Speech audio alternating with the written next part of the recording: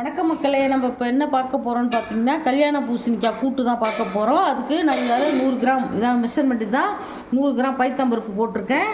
இதை ஒரு கை வெங்காயமும் போட்டிருக்கேன். இதால் 1 கப்புக்கு 3 கப்பு தண்ணி ஊற்றி இப்போ குக்கர் மூடி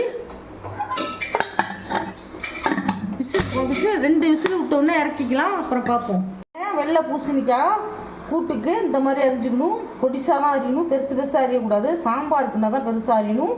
இப்படி அரிஞ்சு வச்சுருக்கேன். இப்போ அடுத்தது இப்போ பாருங்கள், நான் 100 கிராம் பைத்தம்பருப்பை 3 விசில் வச்சு இந்த மாதிரி குழைய வேக வச்சுருக்கேன். இப்போது அடுப்பை பற்ற வச்சு இதே குக்கரில் நம்ம அரிஞ்சு வச்சுருக்கிற நான் பைத்தம்பருப்போட வெங்காயமும் போட்டுட்டேன்.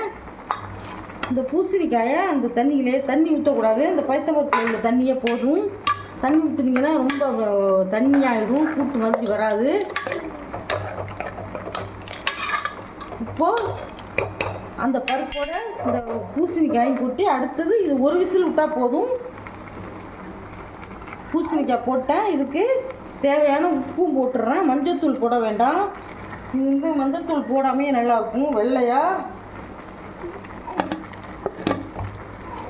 இப்போ இதை மூடி குக்கர் விசில் போட்டு 1 விசில் விட்டுக்கலாம். இப்போ பாருங்கள், நான் பூசணிக்காய் கூட்டுக்கு ஒரு அரை மூடி தேங்காயை இந்த மாதிரி பல்லாக எடுத்து வச்சுருக்கேன். அது மிக்சியில் போட்டுக்கலாம். இதுக்கு தேவையான 1 ஸ்பூன் சீரகம் போட்டுக்கலாம். இதுக்கு தேவையான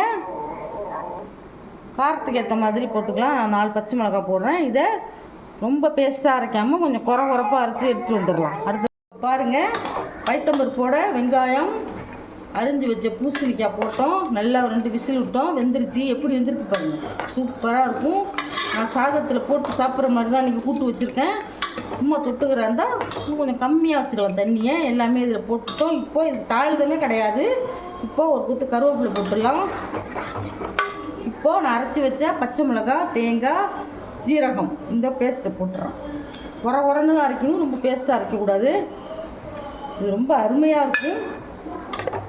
இதையும் போட்டு மிக்ஸ் பண்ணிக்கலாம். நம்ம அதெல்லாம் கொதிக்க வைக்க தேவையே இல்லை. குக்கரை திறந்தோடனே அந்த சூட்லேயே கொஞ்சம் வந்துடும் நல்லா. இப்போ என்ன செய்யணும்னு பார்த்தீங்கன்னா, தாளிதம் கிடையாது, வெங்காயம் ஆல்ரெடி போட்டோம், தக்காளி கிடையாது, மிளகாத்தூள் கிடையாது, எதுவுமே காரம் கிடையாது. இப்போ பாருங்கள், நான் ஒரு 3 ஸ்பூன் தேங்காய் எண்ணெய் ஊற்றுறேன். தேங்காய் எண்ணெய் செஞ்சால் தான் சூப்பராக இருக்கும்.